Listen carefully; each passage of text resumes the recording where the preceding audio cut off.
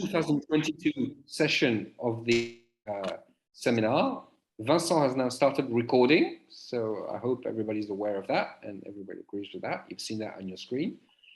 So today's organizer of the seminar is our very own Agnès Alexandre Collier, who's very well known in the field of British studies in France, who is a pretty senior scholar in our field, who's recently spent, Agnès, was it 1 or 2 years at the Maison Française d'Oxford? I think 2 years. 2 years. Mm-hmm. And who's been publishing a lot on the politics of the Conservative Party all of her life and a lot more recently. And before I let introduce today's distinguished and very interesting guests on the politics of diversity in the Conservative Party, let me just say in the name of Vincent and myself, just a few words about this seminar series, which I guess and I trust a lot of the people who are attending today are already familiar with. But let me just repeat briefly that this is a seminar series which is organized as a part of a French-based research network on migration and diversity in the British Isles. It's been running for a year now. It touches on the politics of minorities in Britain and also in our island, both Northern Ireland and the Republic of Ireland. So this is why it's called the British Isles, migration, diversity in British Isles.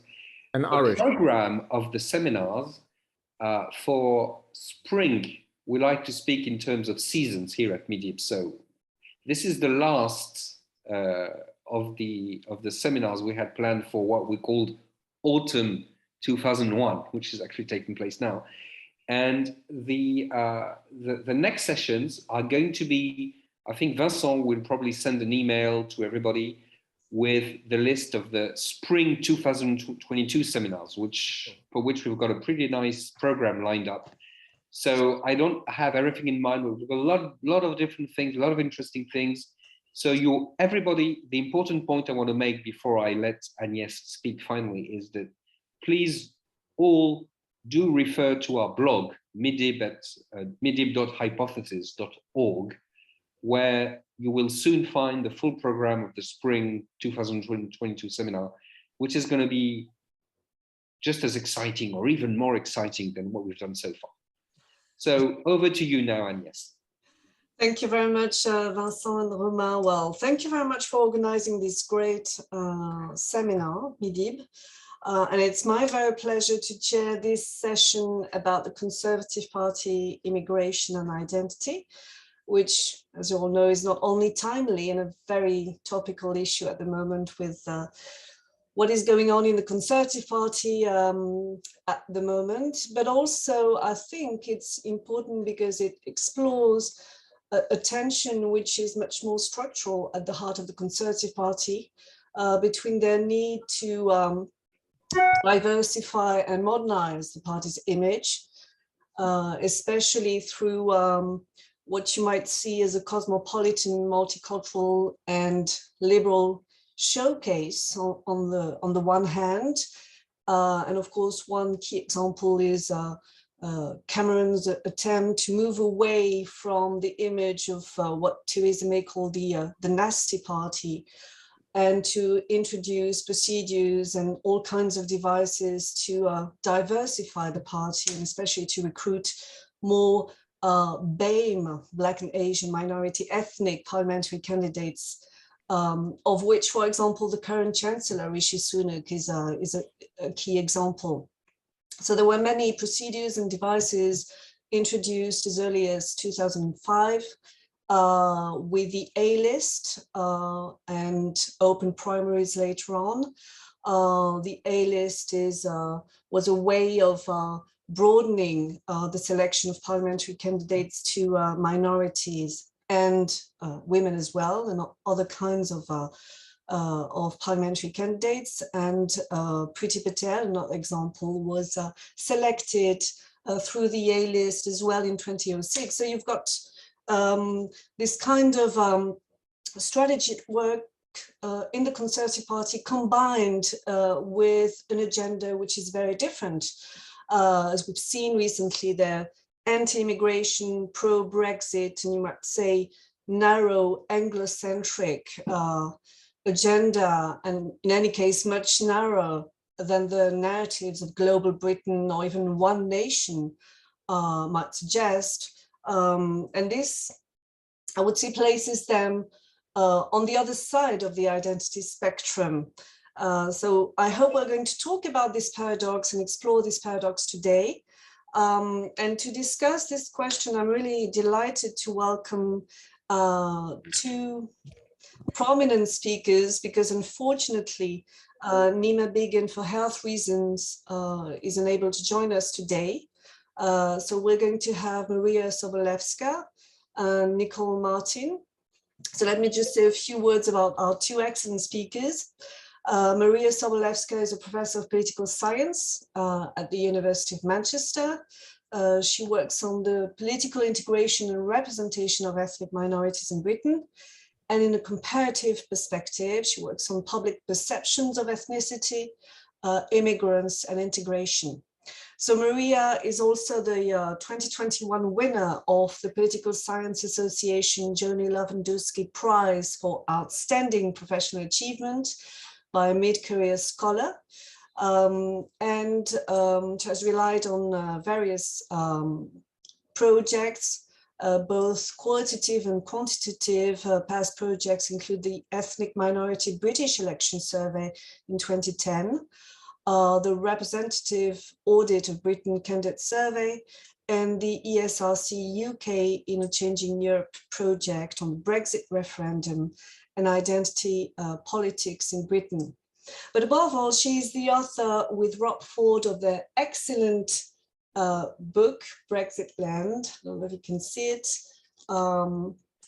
here, which I'm sure she's going to talk about. Well, I must say that, well, to quote from Gary Gibbon from Channel 4 News, Sobolewska and Ford have written the new political Bible of our times, and we tend to share this analysis because, in my view, this is probably one of the most compelling analysis of Brexit as a symptom of long-term polarization in British politics. And in particular, it explores education, but also ethnic diversity as the key drivers in the emergence of new identity cleavages in British society over immigration, identity and diversity. So we're going to discuss these questions with Maria. And then we will listen to Nicole Martin, who is also a political scientist at the University of Manchester. Nicole, you researched the politics of ethnic, minority and immigrant voters in Europe, and the topic of ethnicity and immigration politics more broadly. You work with Understanding Society, which is the UK household longitudinal study, and it has large ethnic minority and immigrant boost samples. So we're going to have a lot of quantitative data to sustain the analysis, which I think is very interesting. With Neema Begum and Aurélien Mondon, Nicole is also the co-convener of the UK Political Studies Association Specialist Group on Race, Migration and Intersectionality. So two excellent speakers, and I'm really delighted to have this conversation with you. Maria, you're going to start. Your paper will be centered, I hope, on the presentation of your book, but also is entitled The Conservative Party in Brexitland, from Death by Demographics to Identity Politics. So without further delay, over to you, Maria. Thank you so much. And can I say that Gary Gibbon loses the term Bible, I think, very loosely. Yeah. It was a little bit of a, yeah. Oh, now I cannot see. Sorry, I've just lost my presentation from where I think I have to close some. I am so sorry. Some of my windows, and then I can see the. No problem. Take your time. Take your time. We'll have plenty of time. Yes, sadly, this is Neema's. Okay, wait. I'll try again. Oh, there it is. Very good. Looks fine. Yes, it's fine. Very good. So I can start slideshow. Okay, brilliant. Thank you so much. So today's presentation, I am going to mostly talk about the book, but I'm going to try to pull out some of the themes of the book that focus on the Conservative Party and specifically on minorities, and trying to look a little bit to the future. But Brexitland really is a story of the past, of British past. And one of the reasons why we felt an intervention of this sort is needed is because the analysis of Brexitland have left a lot of questions, and they've identified education and age as one of the main predictors of having voted to leave, but they didn't offer any particularly simple and elegant solutions to the mechanisms as to why would education and age matter more than the usual cleavage in British politics, which is, of course, class. So we are trying to make this intervention to say, well, we have missed a very important explanation in social science. It has gone out of fashion in Britain for many years. And we are trying to say, well, actually, this is what explains Brexit, but also explains politics of identity and diversity more broadly. And the focus on immigration, we put that in context very much of a kind of flash in a pan rather than the main driver of British divisions. So our title itself is based on a book about American politics. It is called Nixonland, and it is a book that explains the rise of one of the most divisive Trump presidents of the United States, Richard Nixon. And Rick Pelstein, who's written Nixonland, has this amazing quote that we always felt could be literally translated. Instead of American, we could slot British into it. And that is the kind of quote that would absolutely capture the theme of Britain after Brexit, straight after Brexit, that applied so well to our society and politics. So it says, I have written of the rise of two, and here I'm slotting in British identities, two groups of Britons staring at each other from behind a common divide, each equally convinced of its own righteousness, each equally convinced that the other group was defined by its evil. And we're going to try to get to what it is that makes us think in such moral terms about this particular political division. So here is just some proof that we didn't pull it out of the bag, that in fact, this kind of very moral, very divisive language was used in British politics. So some of the examples from both sides of the divide, on the one hand, we have had people calling anybody who wanted to soften Brexit or even debate the legality of Brexit and what should be done next as saboteurs. And they were being invited to crush those saboteurs. And on the other hand, we had a reaction from what you would call the liberal left, but of course using such horrifying language like hanging the Tories. And in fact, this is the sign that was welcoming those Tories to Manchester, city where I'm based, which normally prides itself on being tolerant and welcoming to everybody. But on the occasion of the annual party conference of the Conservative Party, what we saw instead was not tolerance and welcoming, but instead effigies of, you can see here, Bullington Club, Oxford Saffras wearing Tories. So how did we get into this position? It all starts with the two very long-term demographic changes that we discuss in the book. The first one was that Britain has become a country in which university education has been a privilege. Here in this graph, you see people who go to university and gain at least one degree are presented in the red line, and people who leave high school with no qualifications are presented by the blue line. And you can see that as recently as in the 80s, fewer than 10% of our society were educated to a university level, whereas now we actually have more people who go to university and achieve at least one degree than the people who leave school without any qualifications. And when we think about education, we do think about values, and education does impact on values. And even though we don't really know exactly how it works, we know that it does. And we know that even from history of Europe, very often now in America, definitely, but even in Britain, increasingly, we use this term culture wars. And of course, this is a term borrowed from 19th century Germany, where they were trying to grasp control over education, the state from the church, in order to control the values. So education expansion has been a very influential demographic change. And the second long-term demographic change that we argue in the book was equally as influential is the rise of ethnic diversity. Britain has always been a country of diversity, of immigrants, of sailors and traders coming from all over the world.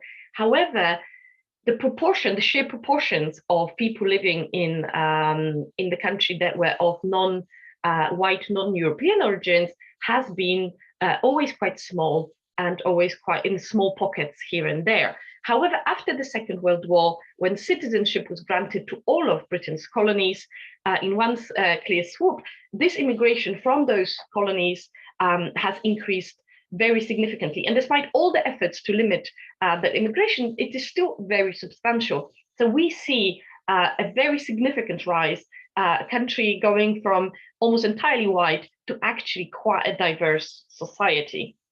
And what makes those two changes interact with each other, but also make them so polarizing, is that these two demographic changes are actually geographically polarized. So this is just a graph presenting how ethnic change has been geographically polarized, but we could create a very similar graph to do with education, because the trends are the same, which is that very diverse places, so this is the tall column, this represents places that were in 2001, they were already very diverse. They had 25% or more percent of population that were non-white British. And we can see that the increase in diversity in those places has been almost 15%. However, in places that are still quite almost white in 2001, in 2011, so over the 10 years, the increase of non-white population is very small. And the same goes for education. People who have those university degrees congregate in the same cities, in the same big town university, more globalized places, and so do non-white British people. So some places become extremely super diverse and very well educated, and some places are basically experiencing brain drain and are still particularly white. So this geographical polarization brings already a seed of conflict in itself. On top of this demographic change, because we are very much arguing in our book that demography is not destiny by all means, and it is open to political actors to shape how it will influence politics. But on top of those demographic changes, we have seen some long-term political changes which will limit the ability of elites to act on it. So the first long-term political change in Britain, although it has been present in many other European countries, is that the parties are starting to leave voters. So we are moving away from this kind of mass party model, and we are moving to parties that are becoming efficient machines aimed at winning votes. And what that means is that they are moving very much closer together ideologically. And of course, this is much worse for Britain that has a two-party system. So increasingly, the voters do not see any difference between the two options, but also the kinds of people who represent us in parliament, the kinds of people that those parties select as political candidates are very different. So as recently as 1992, almost 30% of the Labour Party, which is traditionally the party of the working classes, 30% of those MPs were of working class origin, were school leavers, they had no university education. However, now this is about 10%, and it has been falling very significantly. And of course, then when you are talking about those school leavers who are still geographically concentrated and still exist, even though the numbers are falling, they no longer see themselves represented in Westminster by the political parties. And of course, another part of parties becoming more professionalized, aimed and focused solely on winning votes as efficiently as possible, is that they have lost contact with voters that are not their target voters. So a statistic from the book is that in 1960s, Labour was spending 70% of its available legal budget in conservative safe seats. So these are the seats that Labour had no hope of ever winning, and yet they were still campaigning in those seats and spending money in them. In 2010, this was less than 20%, which means that a lot of people in this country receive no personal contact from the political parties. The parties have left them. And coming back briefly to this point that they are not represented because the people in parliament are almost exclusively university educated MPs. This, of course, as we already mentioned, education has an impact on values. So this already has huge impact on how they are represented in terms of their values.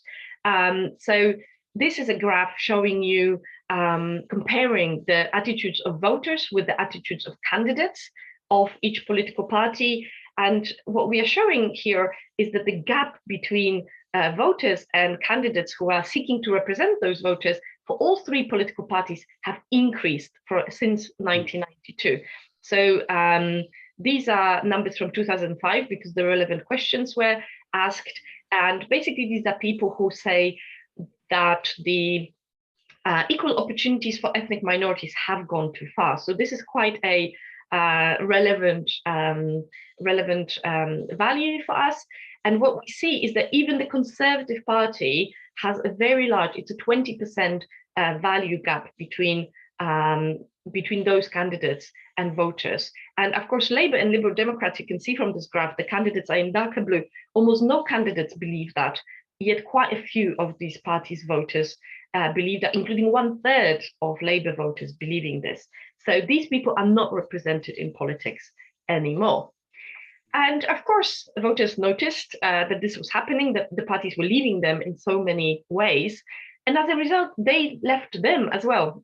They stopped identifying with any particular party, which of course in politics creates an opening for new parties, new political entrepreneurs, and new political options. So this graph presents, in a dark line, we see people who say that they have a strong partisan identity with any of the parties.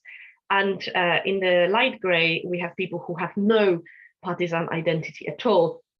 And you can see in the era of New Labour in the early 2000s, those lines do cross. And we now have many more people who have no partisanship rather than people who have a very strong party identity. So this is a country that's experiencing huge demographic change, huge political change, and is open for something new.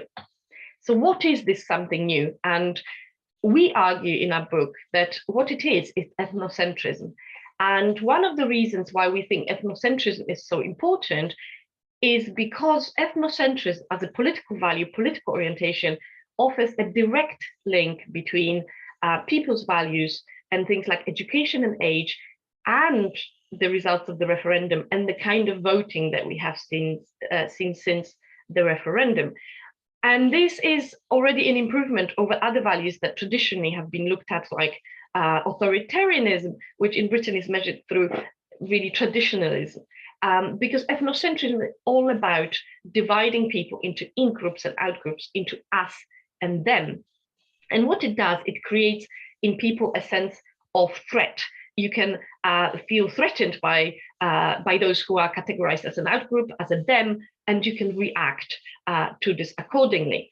However, we also say that all those new educated people, people who live with greater ethnic diversity, are not only low in ethnocentrism, but actually have a positive attitude towards diversity. They value diversity.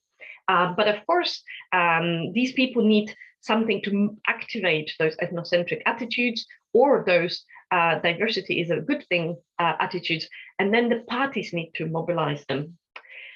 So as a result, we create these two kind of ideal type of voters. One is an identity conservatives, which is the white school leaver with very strong ethnocentric tendencies. And the other group is an identity liberal coalition.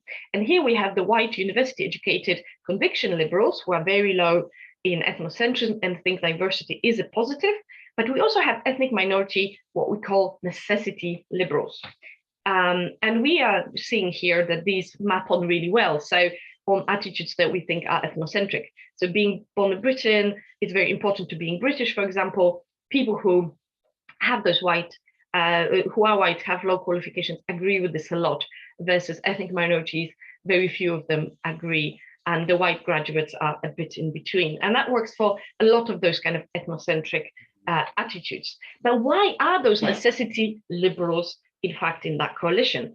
Ethnic minority groups do, of course, share, a lot of them share those ethnocentric attitudes, outgroup, dislike, or worry. And we have shown in an article with Ingrid Storm that, in fact, especially against Muslim minorities, a lot of non-Muslim ethnic minorities do have that dislike of and fear of Muslims.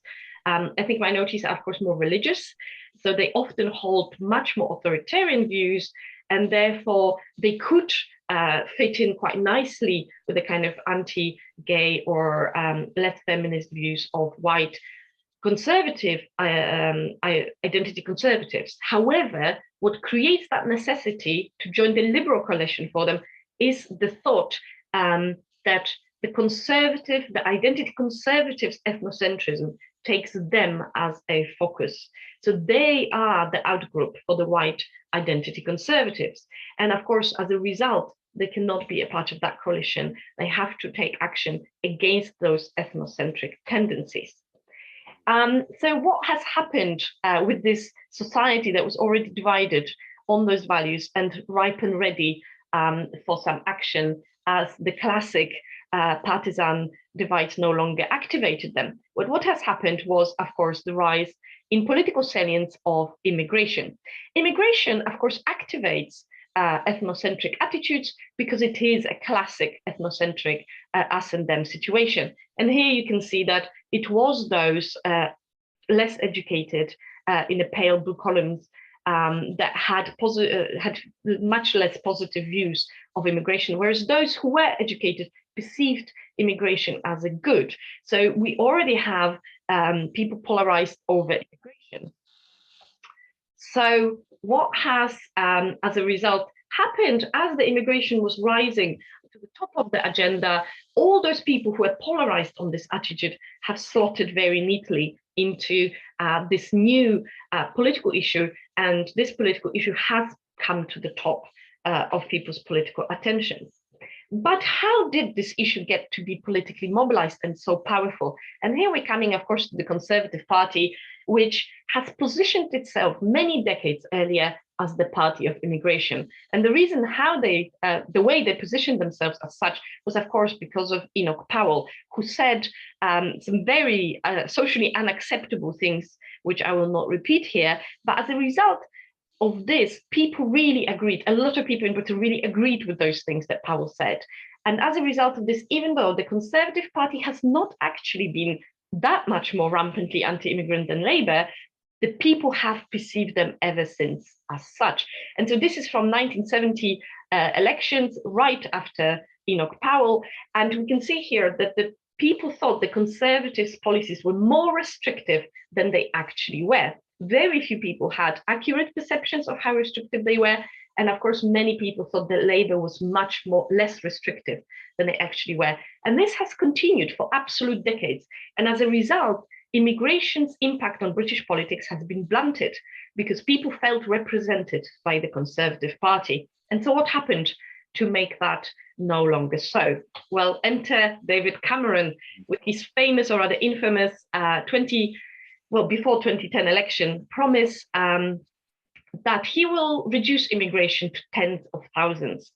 As we all know, this was impossible, and he didn't do it. What he did do, however, strangely and almost sadistically, he was publishing immigration statistics showing that he didn't deliver on this promise every quarter.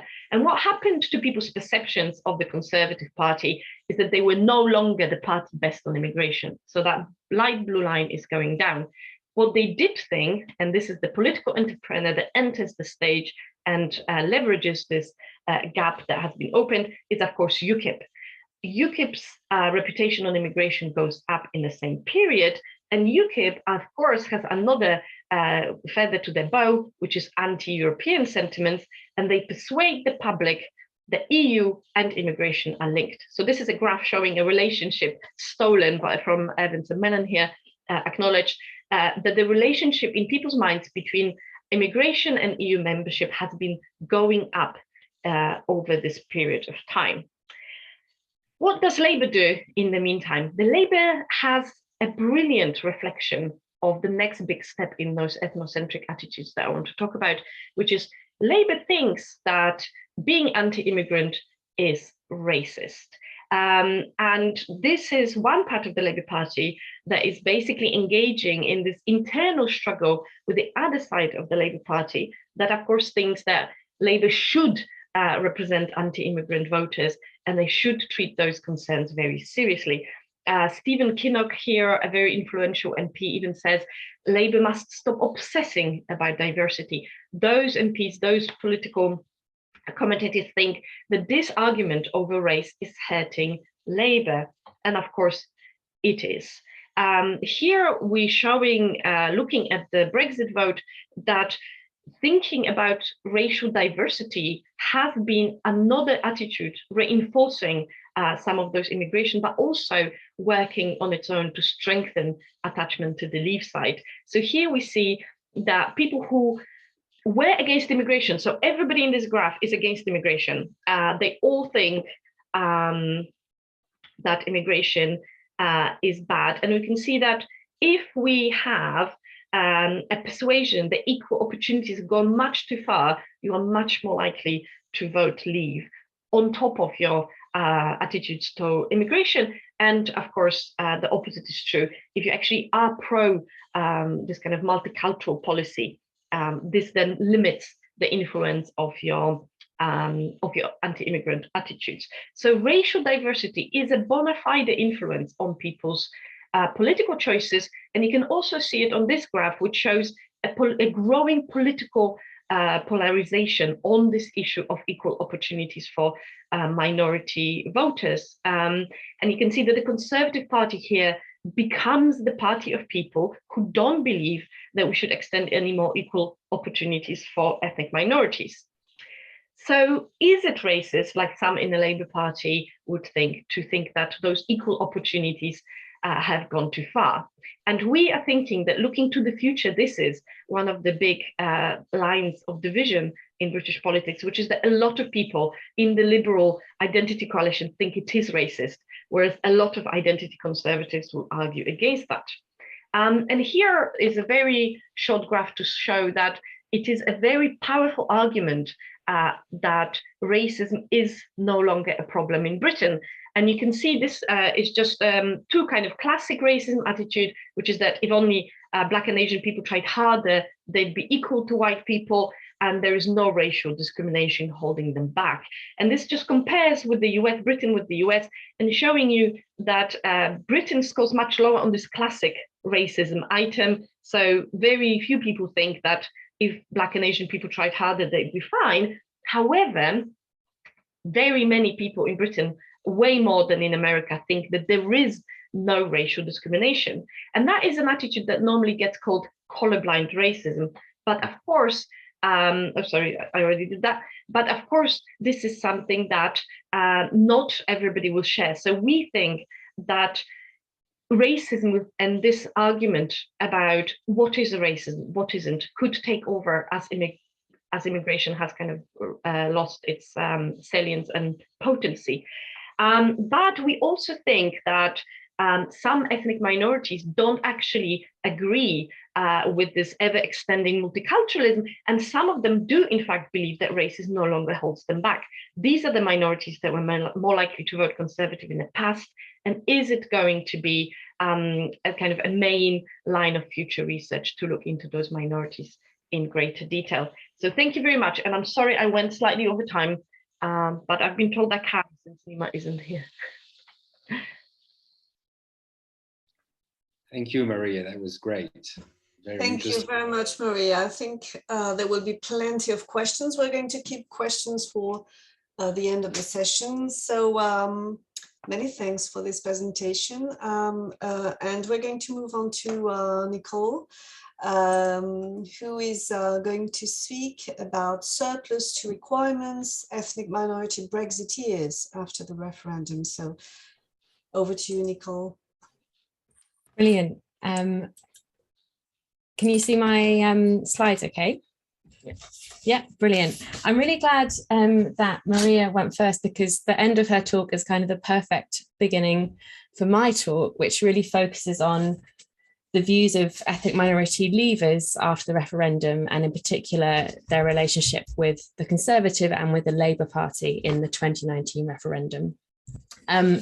But I just wanted to start with this piece of news from yesterday's Sunday Times. So this is Nusrat Ghani. She was a former Conservative minister, and in the newspapers this weekend, she alleges that she was sacked as a minister because of her Muslim faith, and also, yeah, it was alleged that her faith and identity were making her colleagues uncomfortable, and that was a problem. It is, of course, illegal to sack someone because of their protected characteristics in the UK, so there's going to be an investigation into this. But Nusrat Ghani is kind of an interesting person, because as she said in her own remarks on this subject, she says, if I'm seen as too Muslim, then there's no hope for anyone, because she is a Conservative. She supported Brexit. She was one of these Conservative candidates who was selected through an open primary, so these efforts to diversify the Conservative Party's MPs.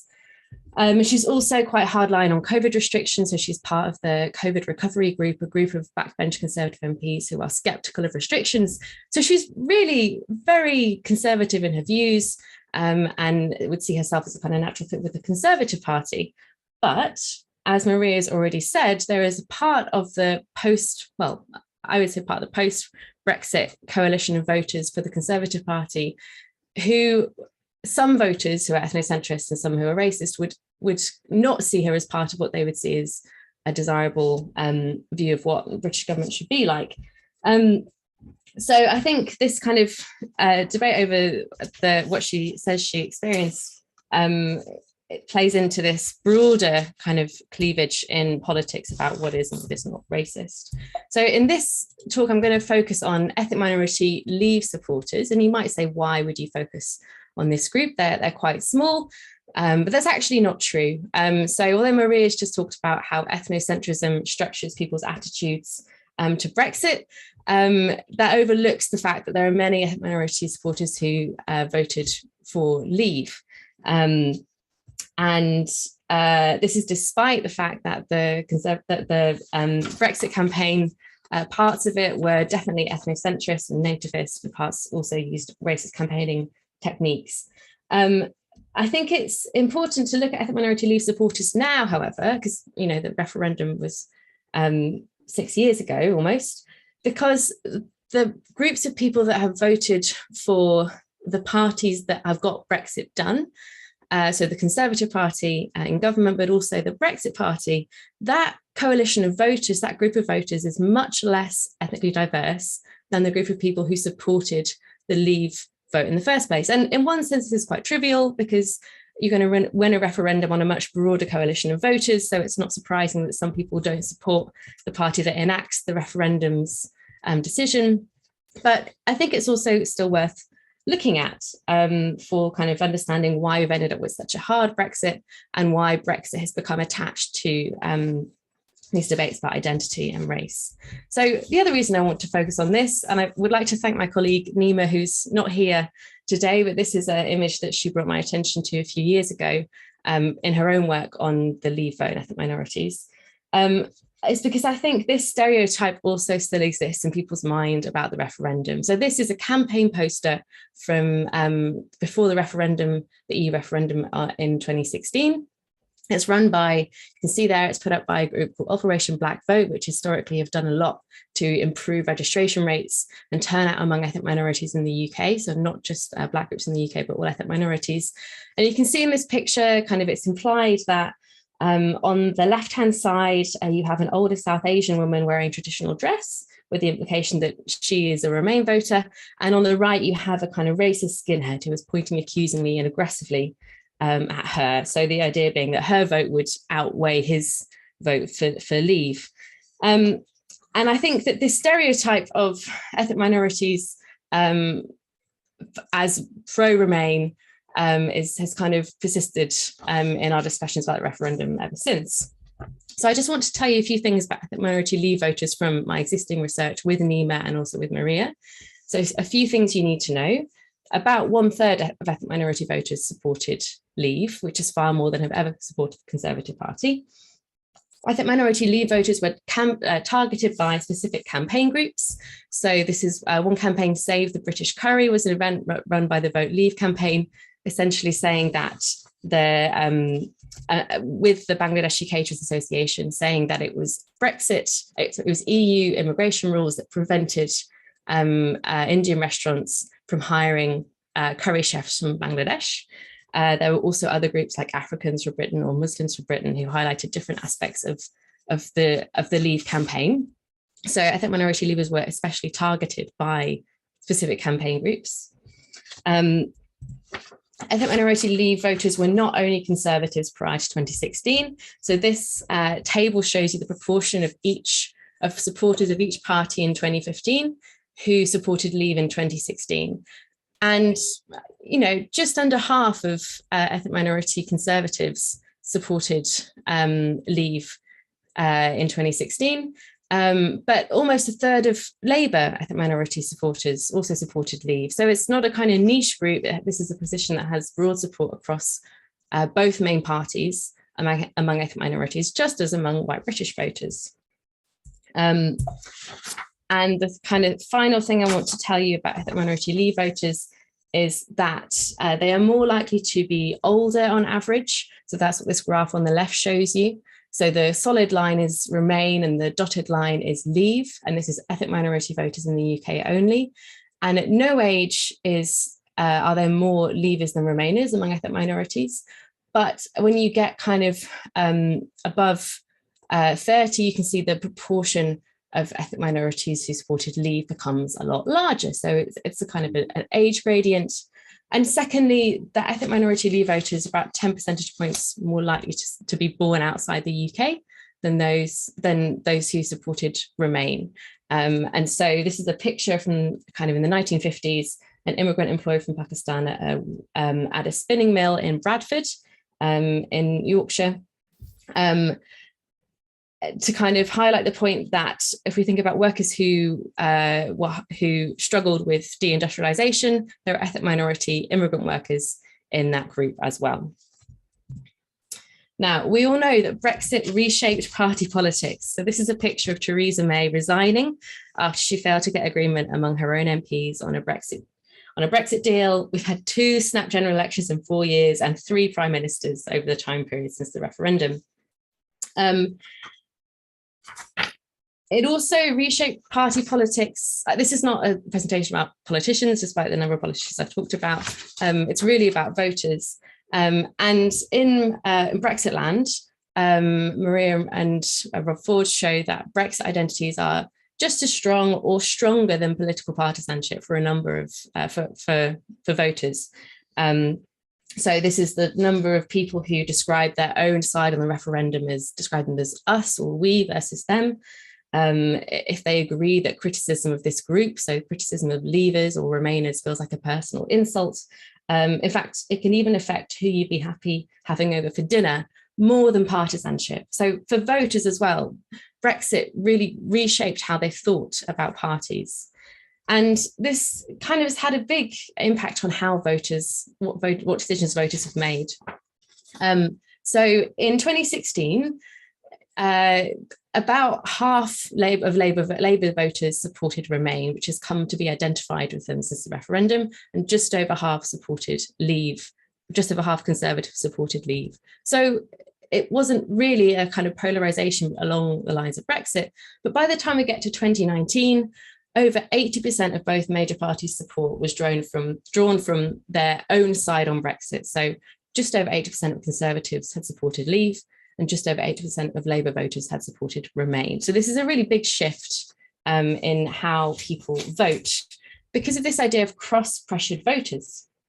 So if Leave is identified with the Conservatives and Remain with Labour and also the Lib Dems and other parties, what do you do if you're a Conservative Remainer or a Labour Leaver? Are you cross-pressured? Do you have to reconcile your Brexit vote with what the party you might otherwise want to vote for is doing?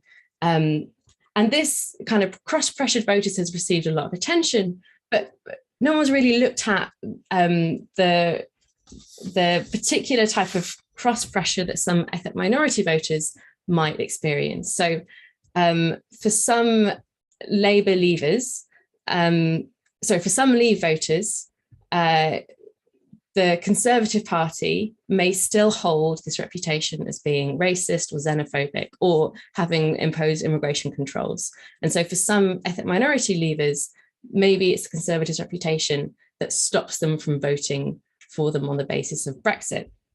And I would also say that this is a reputation that's been forged historically, but also you could make the argument that even in the post-referendum period, the Conservatives keep remaking this reputation as the nasty party or the racist party with different policies and different scandals, like the Windrush scandal and various, the Grenfell Tower tragedy that was seen by some voters as kind of epitomising the Conservatives' lack of concern for Black voters. So this is why I want to look at Leave voters in the referendum to try and understand how they think about this. So I'm going to show you kind of just some very basic quantitative data, but actually I'm going to talk about some semi-structured qualitative interviews that we did after the 2019 election to understand how voters explain their decisions. So for Leave voters who support the Conservatives, who are ethnic minorities, I want to understand, is there a conflict between ethnic identity and the reputation of the Conservative Party? So that voters think about when they make their decision.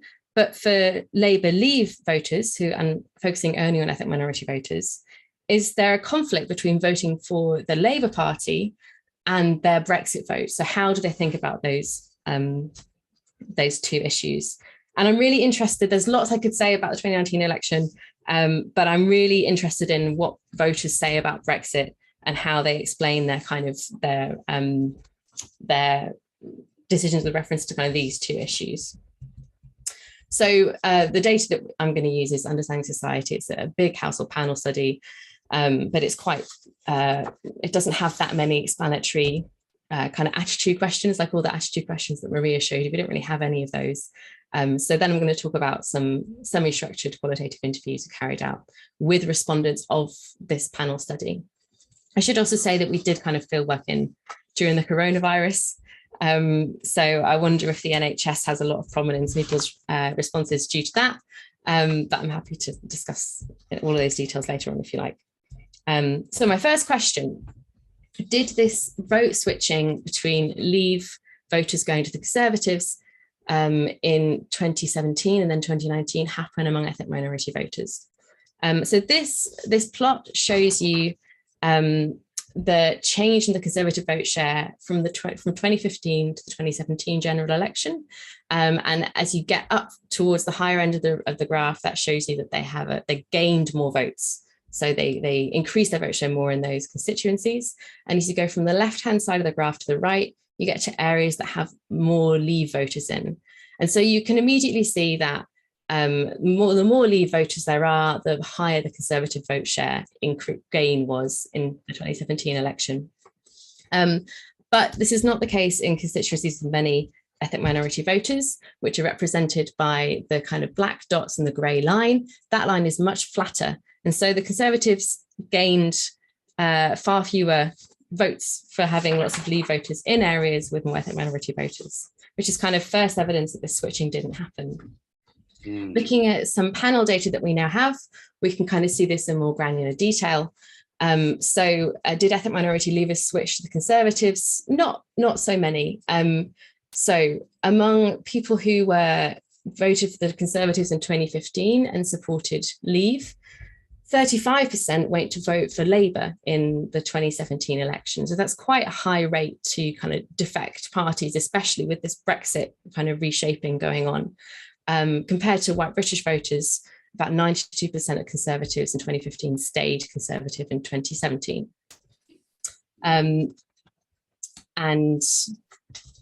Yes, and I should just say, I'm only talking about Labour Conservative because the two-party vote share among ethnic minorities has been kind of 93 to 96% in every general election. So it's not really worth talking about the Lib Dems or the SNP. Okay, and this is the kind of final bit of quantitative data that I want to show you, which shows you, so for each set of columns, we have 3 elections, the 2015, the 2017, and the 2019 general election. And then within each of those sections, we have on the left, people who supported Leave, and on the right, people who supported Remain. What you can see here, if you look at the kind of Leave column, so the left hand of each pair of columns, the blue bar gets bigger by the time we get to 2019. So there are more Leave voters supporting the Conservatives, who are ethnic minorities, in 2019 than 2015. But I also want to show that Labour is still just the choice for the majority of Leavers who are ethnic minorities. To put this in context, 71% of Leave voters who are white British voted for the Conservatives in 2019, and only 14% for the Labour Party. So there is some kind of asymmetric switching going on here, ethnic minority voters who are not switching to the Conservatives. Okay, so let's get onto the slightly more interesting discussion here about why voters supported Labour or the Conservatives in the 2019 election. So I'm going to first start off by talking about why people supported Brexit. So we asked people about their views on the referendum. And I just want to highlight that some of the reasons that people give for supporting Leave are quite familiar if you've read any of the other literature on the referendum, but they're often not attributed to ethnic minority Leavers. So for instance, ethnic minority Leavers are, and this is Labour and Conservative voters, said they were concerned about immigration. So one Labour voter said that England was becoming overcrowded. Another expressed concern about immigrants from Romania and Poland, saying that you had kind of almost 10 members living in a house, they're sharing the cost, but it's not their home country. And this respondent then went on to discuss how they were concerned that there was not enough housing, they were going to have to help their adult child with housing for a long time, and worried about the kind of competition competition with immigrants from Europe. And also lots of people talked about how they were concerned about the impact on the National Health Service and kind of competition for public services. So one respondent here said, everywhere now, the hospitals and the GP surgeries, all you find is Eastern Europeans. And that's kind of a typical comment that you see quite a lot, which is not necessarily attributed to ethnic minority voters when we're talking about how this debate is seen in politics. Another reason that voters supported Leave was the kind of perceived unfairness of immigration rules. So for one aspect of this is voters felt that they had to do more. This is a more recent immigrant, the first person here on the top, who arrived in 2006 from Pakistan, a healthcare worker, and said that they remembered a colleague who didn't know how to speak English, but for themselves, they had to go through a test to prove that they knew English. And then it was also perceived as unfair that those from the EU were able to access benefits. And this was seen as kind of violating the norm that you should support yourself, especially if you're in a different country. So this person here, who's a Conservative voter, said, even though I'm from a different country, I've never claimed any benefits or anything like that. I don't think it's fair. And fairness came up again and again and again in this discussion. And then finally, there's also the kind of these ethnic minority voters also explained their decision in terms of sovereignty, regulation, and sending money to the EU. So the idea that basically we should be able to make our own rules, we shouldn't be answerable to Europe, and that we were spending too much money on EU membership. So I just wanted to kind of start with those things about how people explain their referendum vote before we get into before we get into the 2019 election, because it also is true that for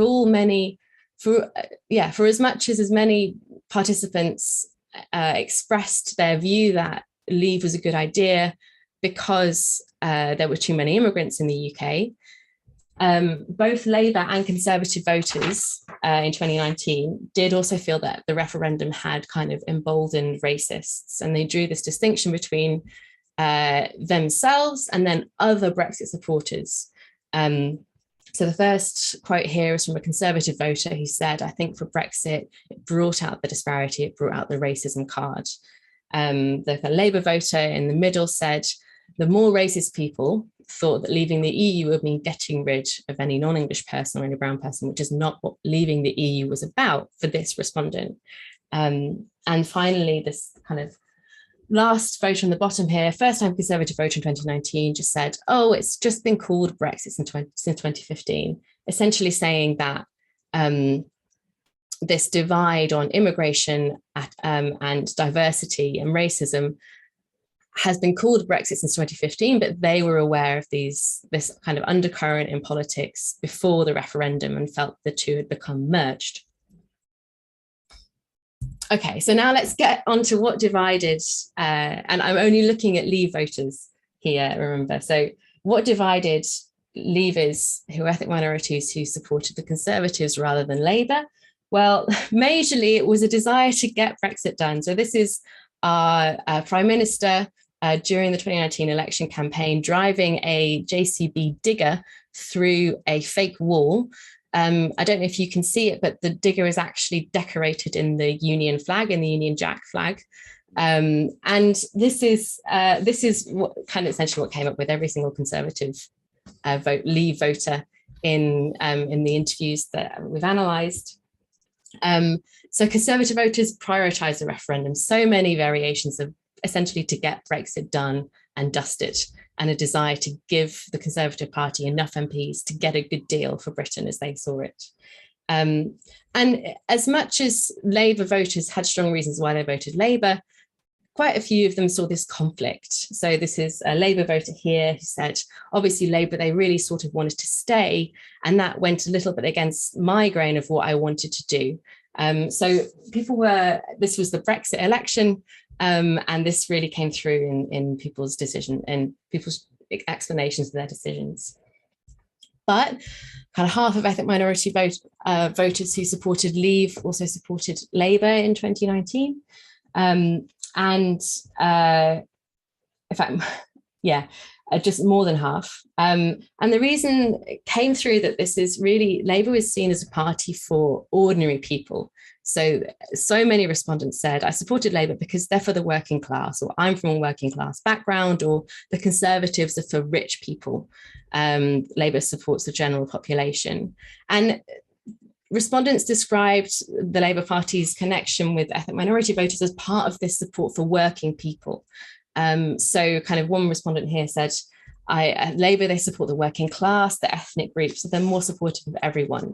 Other respondents talked about how the Conservatives were for rich people and white people. So I think in some literature has tried to kind of decompose the different effects of seeing Labour as a party for ethnic minorities and seeing Labour as a party for working class. But for these ethnic minority respondents, at least, they linked these two together really, really strongly.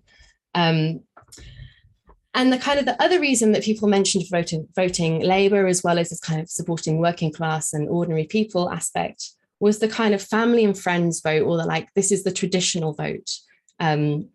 So this comment on the top is from a new immigrant who arrived since 2000, saying that I didn't really research it. It's just I hear that the Labour Party is the best.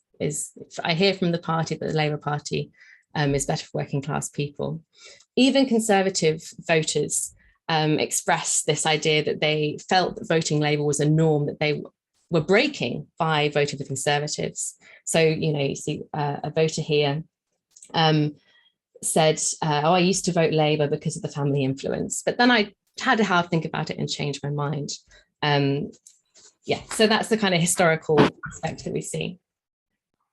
Now, the Labour Party is also seen as a party for the working class by Conservative voters, but they see it in a very negative light because they express the view that Labour is a party for the working class because they give out benefits. And this is seen as unfair. There's strong adherence to this norm that you should be working. You shouldn't be better off not working than by working, and benefits were seen as doing this. So this was another issue that came up for Conservative voters. Now, voters from both parties agree to a certain extent that racism is a problem. So these are both quotes from Conservative voters who talk about their experiences of racism in society. So on the bottom, we have a voter who said that there's always an element of people that are racist, and that's kind of the only sort of thing that they see, and that's what they'll vote for. Or, you know, a person saying if you live in a predominantly white area and you get an Asian or a Black family moving in, sometimes there's still that racist mindset there. But it's less relevant to politics for Conservative voters in our sample. So the kind of top 3 quotes here are from Conservative supporters, and they express a view that race and politics are quite separate, or they should be quite separate. Racism has got nothing to do with the government, whether that be Labour or Conservatives. And some respondents had this kind of frustration that they felt lectured by people telling them that the Conservatives, you should support the Conservatives because Labour are racist, or also you should support the Conservatives on the basis of another kind of ethnic identity claim. So they say when they come and give a lecture, they always talk about the colour, they always talk about race. You should be talking about different things, education, business, and everything. They kind of felt frustrated and slightly patronised by this view that their race should dictate their politics. But for Labour voters, they really linked racism in society to political claims. So this bottom quote is from a Labour voter who said, "It really matters to me. It's about whether they, the parties and politicians, are recognising Black and ethnic minorities within their policies. They haven't really addressed anything such as systemic racism." So I want to finish by just noting that a couple of things about Conservatives additionally. So Conservative voters noted the greater diversity in the cabinet. So this efforts that Agnès talked about at the beginning to diversify Conservative MPs. They commented on the ethnic diversity of the cabinet. They said there's more colour in the House than you'd normally expect. Even if there is some kind of scepticism, is it done because it makes the government look better? Are they there because are the ethnic minority politicians there because they're talented or because they're good for the party's image? And Conservative voters, sometimes it had its kind of ambivalence about racism and intolerance in the Conservative Party. So the top quote is from a Conservative voter who tried to get more involved in her local party, went to a local party association, felt really unwelcome. She said it was not inclusive and she wasn't quite sure why, but she said it was really uncomfortable. And my husband said, "See," because he's a Labour supporter, her husband said, "See, I told you, I rest my case." And so there was this kind of discussion about intolerance in the Conservative parties having some reservations, but essentially caring about other things more than that. And finally, many Conservative Leave supporters said that racism wasn't a big problem in the UK. So there are many quotes like this, essentially expressing the idea that we're doing very well because you put a lot of hard work in. If you put the effort into anything, you will succeed. There were so many quotes like that. And so I think that kind of ties in really nicely with what Maria was saying about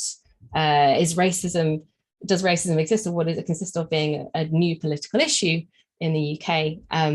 So to kind of summarize findings here, there was less, so Conservative Leave voters focused on getting Brexit done and concern over benefits and what they see as excessive public spending. And Labour voters supported Leave as the party of the working class and ethnic minorities together, and also sometimes connected racism in society to politics in a way that Conservative voters didn't. So my conclusions are firstly that Leave won the referendum with a broad coalition of voters, including both ethnocentrist voters and ethnic minorities who were not voting on the basis of racism. But that group has kind of been slightly more overlooked. After the referendum, more ethnic minority voters moved away from the Conservatives than away from Labour. So the Conservative Party is still seen as toxic by some Leavers. And after the referendum, ethnic minority Leavers are still mostly pro-Brexit, even if there is concern over racism after the referendum. So I'll leave it there. This is all very much work in progress. I'm very much looking forward to your questions. Thank you very much. Thank you very much, Nicole and Maria, for this for your excellent presentations with a lot of quantitative data, which I'm sure will be very illuminating for most of us, especially because we tend to have broad images of what happened during Brexit, and Maria gave us more precise insight into the different groups and coalitions of voters. So this is extremely helpful for our French audience, I would say. I would like to start with a series of questions, if it's okay with you, Romain, Vincent, and then perhaps I'll give the floor to the audience. I hope there will be loads of questions on your presentations, but I think there are many points that I would like to raise, perhaps two more general questions to both of you and two more contextual questions, because of course the whole context of COVID tends to perhaps reshuffle the cards, or maybe, alter your conclusions. We'll talk about that. My first question is to Maria, and you mentioned at some stage a group which I'm very intrigued by, which is the ethnic minority necessity liberals in the conservative, well, in general. And I was wondering, are they precisely more visible in the Conservative Party? How would you define this group? And I was wondering if it had a connection with what Nicole talked about, the cross-pressured, volatile voters that she identified among ethnic minorities. Is there a connection here, or how would you just define this group, and more extensively, how can identity liberals find a place, or still find a place in the Conservative Party today? Is there a place for them, especially with the post-Brexit context? And I'm just wondering if you can talk about that. And the second question, general question, is about demographics and education. What is very puzzling, I think, for us is the fact that I mean, education, you said, Maria, that it's not about destiny, demographics, but to some extent, I mean, education and demographics would plead, in my view, with this question of younger generations, more educated generational cohorts. This would have pleaded for the growing success of a sort of Remain anti-Brexit progressive coalition, and probably the electoral success of Labour. So why wasn't it the case? And what, I mean, explain the failure of this progressive alliance among, what you call the identity liberals? And I have two further, perhaps more contextual questions, of course, which is how is COVID? And I think it's burning. I would assume it's a burning question today. How is COVID reshuffling the cards today? Would you say that now, in fact, all the lines and cleavages in the Conservative Party have been completely, perhaps reshuffled or changed, altered by the pandemic? And where do the identity lines still survive and can be seen in spite of COVID? And of course, Islamophobia in the Conservative Party, Nicole, because you mentioned the case of Nazgani with these headlines in The Guardian, for example. And I was wondering also, because, I mean, how do you explain, and can you say that, I mean, how did the Conservative Party manage to, it seems to me, manage to get away with Islamophobia in a very different way from Labour, which, I mean, suffered precisely from anti-Semitism? And would you say that, I mean, there are two different ways of handling, racism in general, if you can say so, in both parties? And how do you perhaps explain this difference between the both parties in terms of party management, internal management?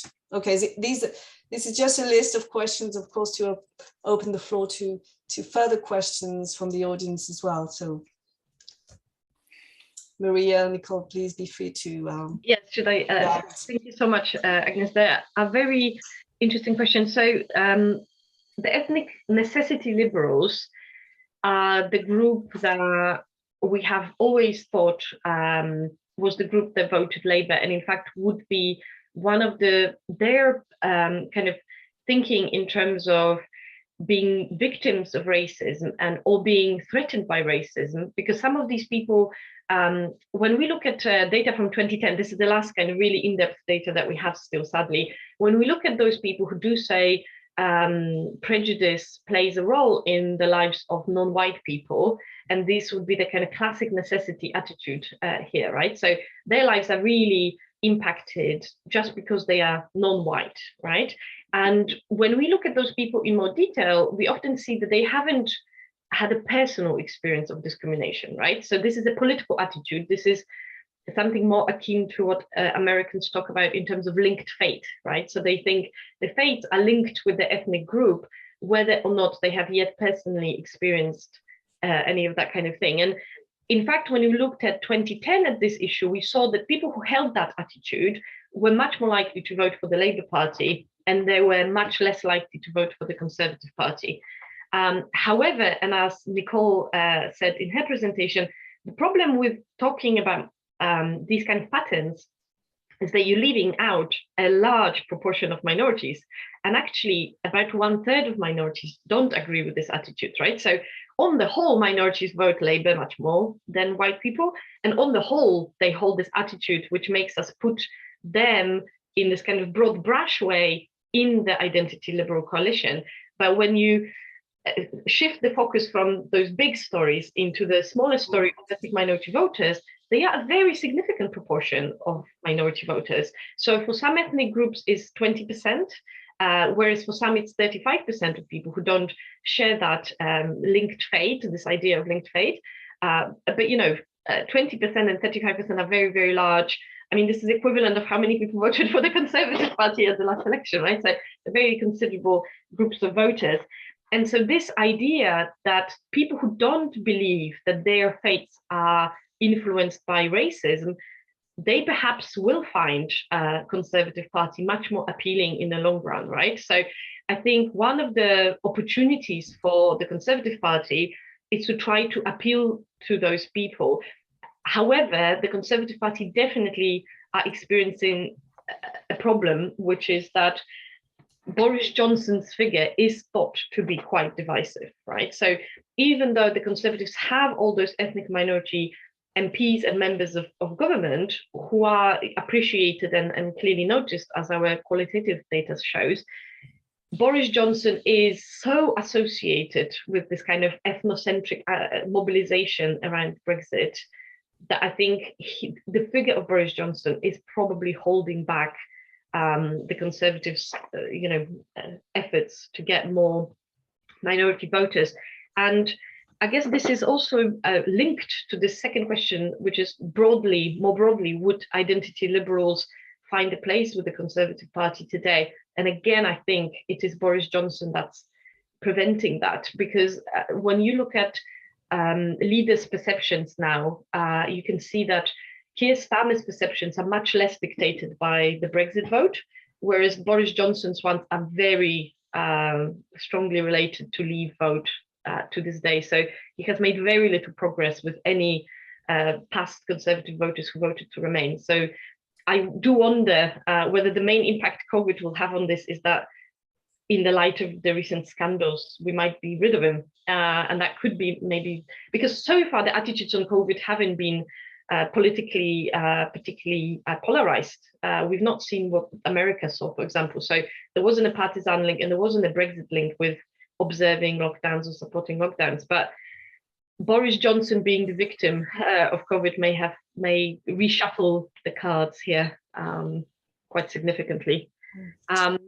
And finally, I guess the question about activation of liberals, that's one of the things that we tackle in the book, which is that liberals have been, because the elites are clearly identity liberal on the whole, the identity liberals didn't have a reason to activate and mobilize politically.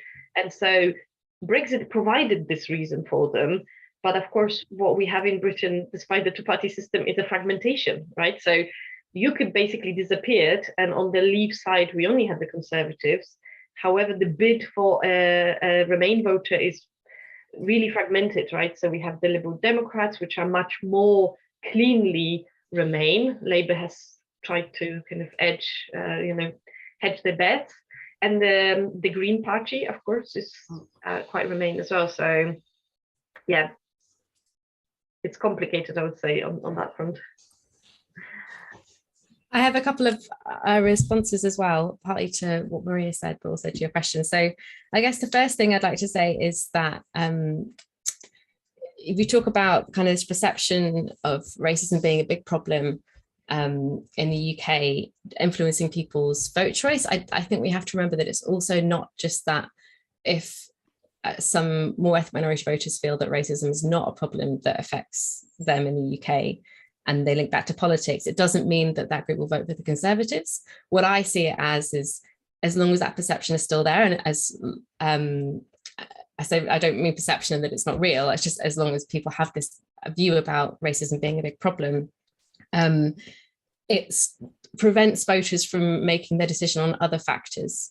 So if you look at ethnic minority voters in the 2010 ethnic minority British election study, there are plenty of voters who have very conservative views on the right level of taxing and spending, who have strong views on the welfare state, and other issues, other social conservative issues as well, that in other respects might find the Conservative Party represents their views on issues that are important to them. On the other hand, there are other voters who feel very strongly, like the respondents I talked about, who said that the Labour Party is the party for the working class, may want to vote for the Labour Party on the basis of other issues aside from racism. And so I think that's how I see this issue, is that it changes people's views changes the calculus of voting for people. The second question, how did the Conservative Party manage to get away with such high levels of Islamophobia? I mean, I think that it's maybe too early to say. It's maybe too early to say. Yeah. I think there's two key differences. One is that the Equality Human Rights Commission investigated the Labour Party, and there hasn't been a statutory investigation into racism in the Conservative Party. There was an internal investigation, which did find quite widespread problems, but stopped short of calling it institutional Islamophobia, which as a phrase is very consequential because it links to institutional racism in the Macpherson report that was found in the Metropolitan Police.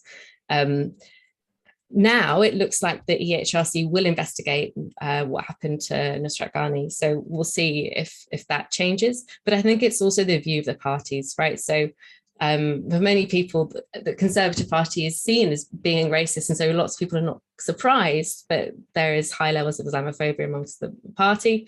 That as an allegation. Whereas the Labour Party, in portraying itself as the anti-racist party, and particularly the leadership at the time, really see themselves as anti-racist, anti-discrimination, and it's kind of unthinkable to them that they could be accused of racism. You know, it's kind of seen as more hypocritical. I think that would be, you kind of expect it of Boris Johnson, is what many respondents that I've been looking at said about this topic. And then finally, how is COVID reshuffling the cards? I think that COVID is reshuffling the cards because Brexit is receding into the distance. And so I wonder if the kind of big public spending bill for the COVID restrictions is going to reshape politics back towards a kind of more spending, less spending, more tax, less tax discussion. So perhaps return more to kind of the 2010 Conservative argument that there's too much public spending, too much debt. And I think the kind of legacy of that argument in British politics means that we all have that frame in our mind and we're thinking about elections, voters and politicians. So that's how I think it's going to change, but who knows? I'll come back in 5 years and we can figure it out. Yeah. Well, thank you very much. Very interesting. So shall we open the floor to the audience if you have any questions, or maybe Vincent, Romain, to start with? Yes, Romain. Thank you, Agnès. Thank you, both of you, Maria and Nicole. That was great. That was fascinating, and lots of exciting insights into the politics of Brexit, minorities and racism. Obviously, you've been dealing with going into the fine grain of very complex topics.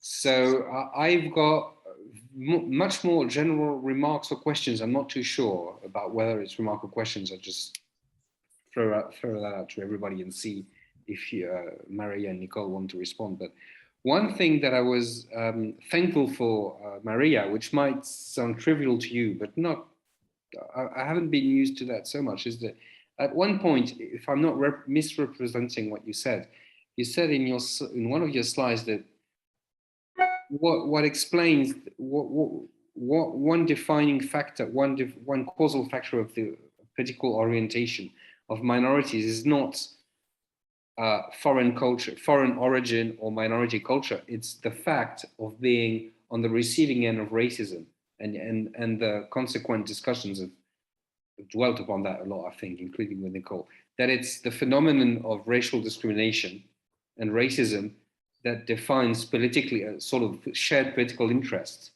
or maybe that's exaggerated, but it's some kind of political identity that defines political orientation. And then basis, you can start to analyze who's shifting towards the Conservatives or towards a pro-Leave vote as opposed to a pro-Remain vote, and so on, based on this shared experience of racism. And I'm very to that. I think it's very important because I remember the time when I used to work in these issues, and everybody was obsessed with ethnicity and culture, and just anti-race. What I think is very strong in British academia is there's a tradition in academia of working on racism, anti-racism, and the consequences of racism on voter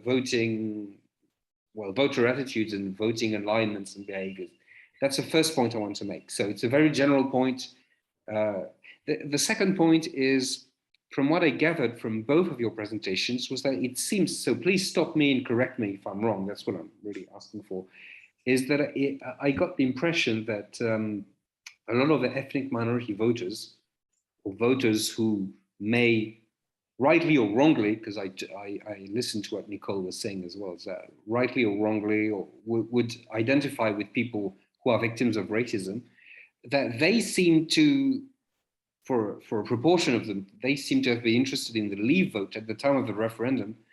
But that doesn't mean they stayed with the Conservatives, if I understand correctly, afterwards. Yes. It seems it was like just a temporary moment, so an exceptional moment in British political history. And that since then, minority voting behavior has maybe started to realign or shifted in different ways. I'm not sure if you could please explain that for me again. Maybe it went too fast. Not sure. Thank you very much. Yeah, I think what you said there is completely right. So it's definitely true that ethnic minority leaders didn't stay with the Conservatives, but I think it's also really hard now to remember what the referendum felt like. So Brexit after the referendum feels very different from Brexit in the 3 months leading up to the referendum. There was, of course, the kind of breaking point poster showing a queue of migrants. I can't even remember which border it is, but anyway, it was quite far away from the UK. There was a kind of Facebook adverts saying that Turkey was going to join the EU. There was all of this, but there was also some of the most prominent figures in the Leave campaign were from ethnic minority backgrounds themselves. And so the referendum felt very different from the 2017 and the 2019 election.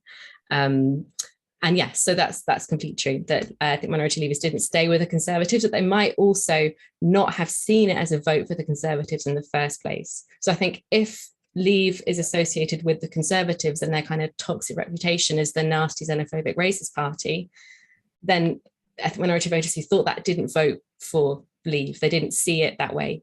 And that, I think, is, you're right, it's an exceptional moment. And it also shows that if the reputation of the Conservative Party changes, then this alignment may not persist. Yeah. Thanks. I think we have a question from Sonia Awan, who's been waiting for a while. So would you like to ask your question? Yes, hello. Thank you, Professor Sobolewska and Dr. Martin, for this engaging debate around British politics and the new trends we see at the time. My question is to both of you, which has already been answered in part, but I read one of your past papers called Left Out After Left Behind. It was very interesting, and I grasped that both of you seem to suggest that ethnic minority voters tend to sometimes share ethnocentric, nativist, and anti-immigrant stance with like white voters. And at the same time, they can also take a more opportunist stance and position as necessity liberals, like you suggested today. So with the rise of education and increasing ethnic diversity in Britain, and as class seems to become a less significant factor in British politics, would you think or would you expect racism to become the new fulcrum of British politics in the coming years? Thank you. I don't know if I must say that you were slightly interrupted on the line there for me, so I'm not sure I had the question entirely correctly, but I would say that yes, that this is one of the arguments that if this ethnocentrism persists and we no longer have that kind of political activation of immigration, we do think that what we could be looking at is the government's effort to activate those ethnocentric voters who voted for them after Brexit, to keep them in the fold, right? So as Nicole said, Brexit is so far away now, and it's supposedly done after the elections. So we do think that the and you know, these are early signs, but there might be signs of the government trying to still keep the fire of this ethnocentric threat going by using this argument about race and racism. And I do think it is very telling that one of the most illiberal Home Office holders, basically in the history almost, I think, of the Conservative Party, is an ethnic minority woman. And I think she is very much taking that opportunity to try to activate still. I mean, we literally, every time there's 30 people on the boat in the English Channel, we hear about it, right, in the media. And this kind of supposed war on woke and attack on the universities, attack on the concept of structural racism and systemic racism, all of this comes from ethnic minority conservative politicians, right? I mean, when we had the debate over photo IDs for voting, which we in Britain, we never had that before. We never had to present any identification to vote. It was the Kemi Badenoch, who is, again, a woman of color minister, and she was accusing the journalist who asked the question whether that would be impacting on ethnic minorities negatively. She accused that journalist of racism because she said, well, you are trying to suggest minorities will not have passports. Who do you think we are, you know? And so that kind of pursuit of this topic, I would say, with the Conservative government, current Conservative government, is definitely there. So whether they will succeed, I'm not sure. And one of the points we make in the book about this is that everybody has become much more liberal on race over the last 50 years, right? So when we talk about those people called identity conservatives in her book, they are still much less intolerant than the grandparents were, right? So, and they also think that racism is a bad thing. So they are sharing the social norms with the identity liberals. It's just the change in the attitudes has been much slower than for those who we call identity liberals. And so I think the conflict emerges because they think they reject racism and they think they're not being racist, but the identity liberals are almost always, you know, lifting the bar. And this is where the conflict is. But is it enough for this to become a huge dividing line in British politics? I'm not sure. So it's a bit, you know, because actually everyone's moving in the same direction. It's just they're moving at different paces. So it might not be enough. So it was a bit rambling. Thank you. Well, if there are no questions, I may have one. Yeah. Thanks to start with two fascinating presentations, which were very complimentary, I thought. And I was wondering, most of the emphasis in your talks was on national politics. And I was wondering to what extent the new or sometimes not so new political divides, which have both alighted, will also contribute to reshuffling the cards in local politics at local government level. So do you have any clues about that? Thanks. So this is where the poor Neema's absence is felt. So Neema and I have done a big project on on local government, and we have found, so this is a very broad brush because obviously she was supposed to present a slightly different aspect of it today, but when we looked at quantitative results, what we have found is that ethnic minority representation in local government is almost like national representation in the 1990s. So the main predictor of whether you have ethnic minority representatives is basically whether this is a very ethnically diverse local area. So we found that in areas that have 40% over diverse kind of residence base, they are seeing a lot of representation. However, the areas that don't see that, they see a very extreme underrepresentation.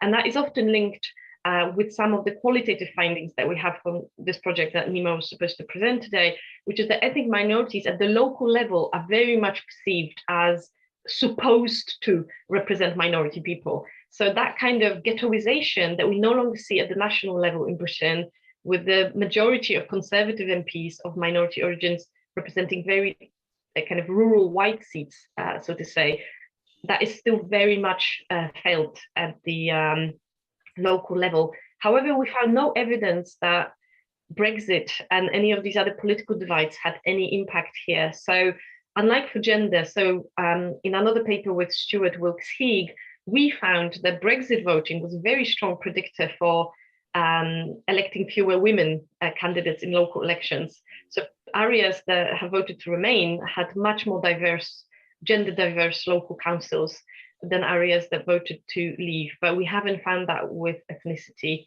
strangely. So that's the kind of snapshot. Yeah, and I would add one of the kind of most prominent at the national level local politicians is the Mayor of London, Sadiq Khan, who's a Muslim, and his election campaign. So Boris Johnson couldn't be re-elected, so they had another Conservative candidate. Boris Johnson was the Mayor of London before this, and the campaign to elect Zach Goldsmith, the Conservative candidate, was really focused almost explicitly, I mean, not even in an underhand way, on Sadiq Khan's religion. And it was really quite, it was quite shocking at the time. I don't think I would be shocked by it now, but it was quite shocking at the time.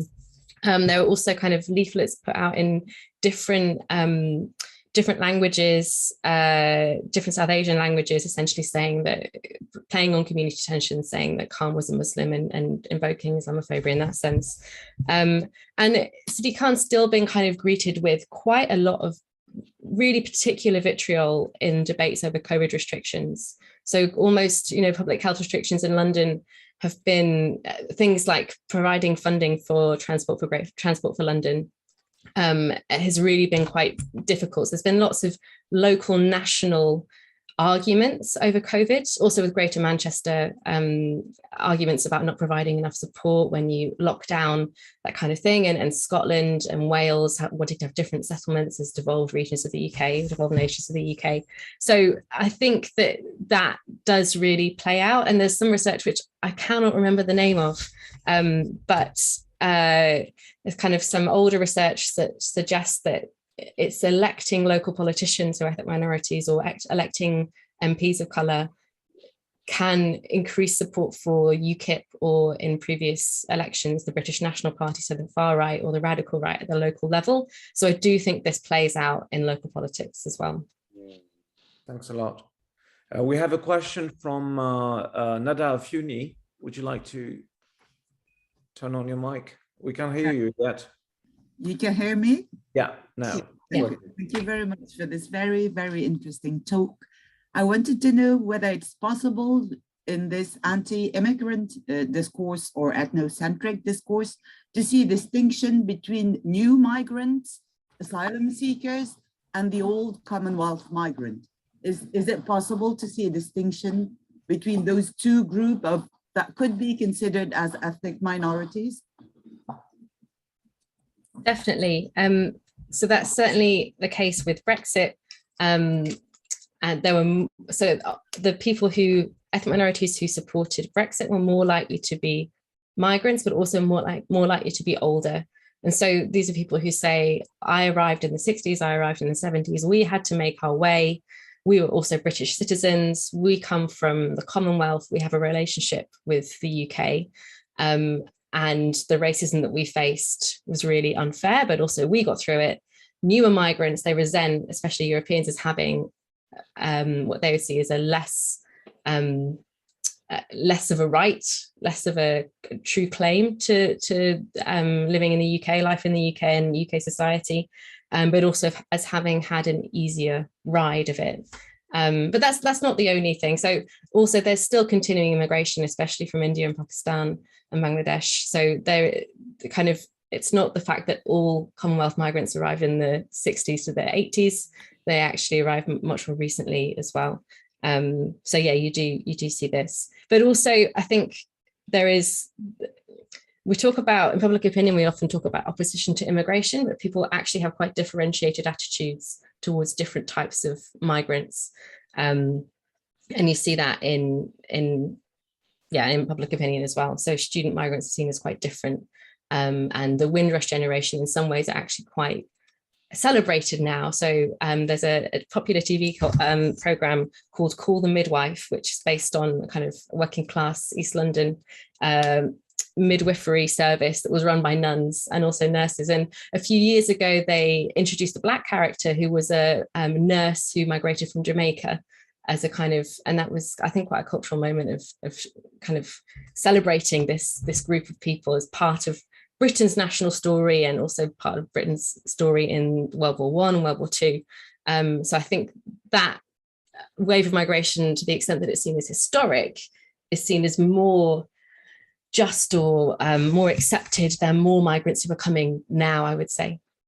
But also, of course, we can't forget that Britain has this very unique arrangement that what you would call the older group of migrants that come from Commonwealth, to this day and historically, they have immediate access to all political rights without taking up citizenship. And of course, this makes them much more influential. The parties are much more oriented towards getting their vote. And so politically, we often find that newer migrants from those non-Commonwealth origins are just ignored politically, right? And because the path to citizenship, and I'm sure this is the case everywhere in Europe, has become more and more difficult since 9/11. These migrants are increasingly without a voice. And of course, one of the dark sides of being the EU migrant is that nobody thought you'd ever need citizenship, right? So nobody applied for it. And especially EU migrants are now, I would say, one of the most politically excluded groups living in the UK.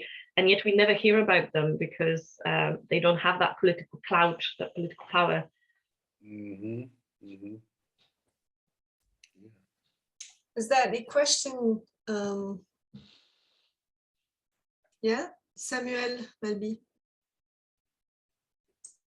Hello, thank you for, can you hear me? Yes, we can. Yeah, good.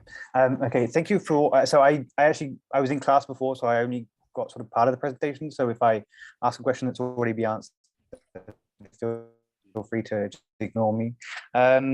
So listening to Nicole, when you talked about how Brexit had emboldened racists, and a lot of the focus so far has been on the notion of race, though you did talk a little bit about religion and Islamophobia. And I wondered whether there's much of a distinction made for voters when it comes to voting for the Conservative Party or Labour Party, when it comes to the type of migrants and their religion, or sort of how they feel about Islam compared to the migrants who are Muslims and that sort of thing. I wondered whether you had any sort of data on that. So I guess I can say two things to that. Firstly, from the point of view of white voters who are ethnocentrist, they offer some, I think that Islamophobia is still not seen as racism by some people. So there's a view that I'm not racist, but I happen to dislike this religion, and kind of stereotypes about Islam is not seen as the same thing as having stereotypes about people based on the color of the skin or their ethnic group.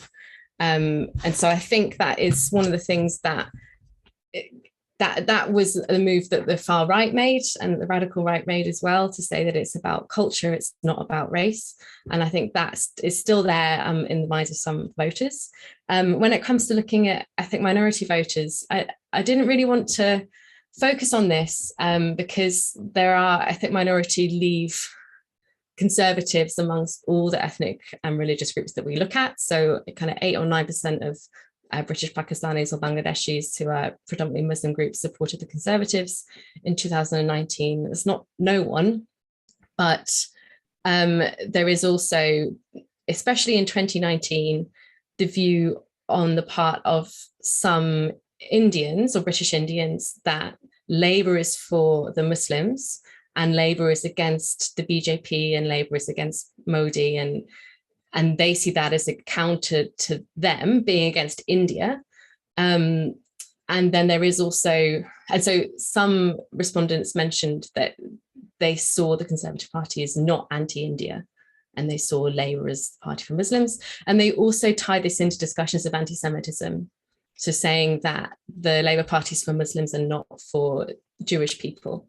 And so there is that kind of undercurrent, but it's not the first thing that comes, it's not the thing that people talk about when they explain their votes. And I should say that we, the interviewers that we used, a number of them were ethnic minorities themselves and kind of disclosed that in the interview. So I don't think that people felt unable to talk about those issues, because they did. I think that is something that it's quite a like nasty underbelly of some elements of especially local campaigning, actually. So the Conservative Party conference happened in Manchester last autumn, and Conservative Friends of India is a kind of important grouping of MPs.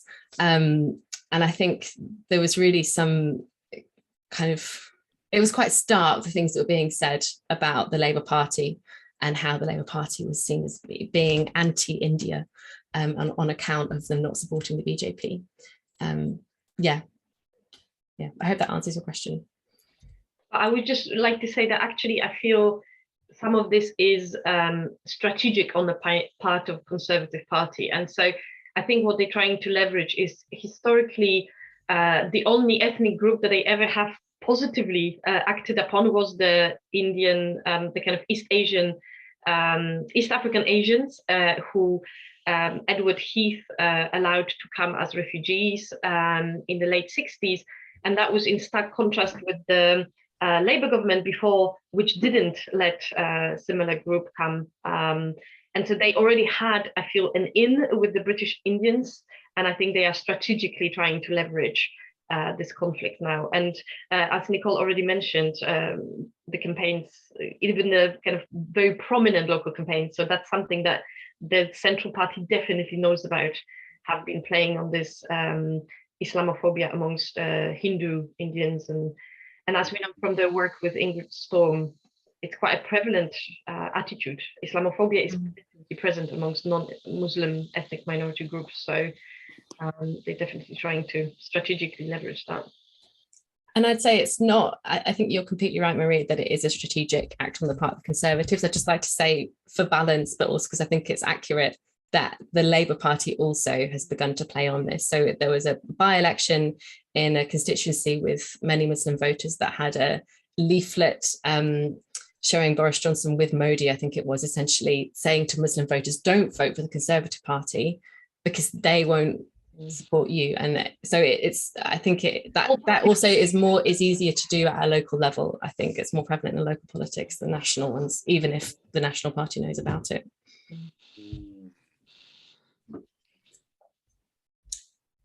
Do we have time for a last question? Vincent? Yeah, can I just ask this last question? Nicole, you said very interesting things about, conservative or ethnic minority conservative voters being sensitive to the neoliberal agenda, deregulation, low taxation, and so on. And I was wondering, do you have any, well, not necessarily data, but information about the popularity of Rishi Sunak because there's a whole trend in the Conservative Party together around ethnic minority figures like Kwasi Kwarteng, Priti Patel, Rishi Sunak. Remember that I think Kwasi Kwarteng and Priti Patel signed the pamphlet Britannia Unchained 2012, which was sort of ultra-liberal pamphlet. And I was wondering, how do Conservative voters position themselves in relation to Rishi Sunak, more particularly maybe ethnic minority Conservative voters? And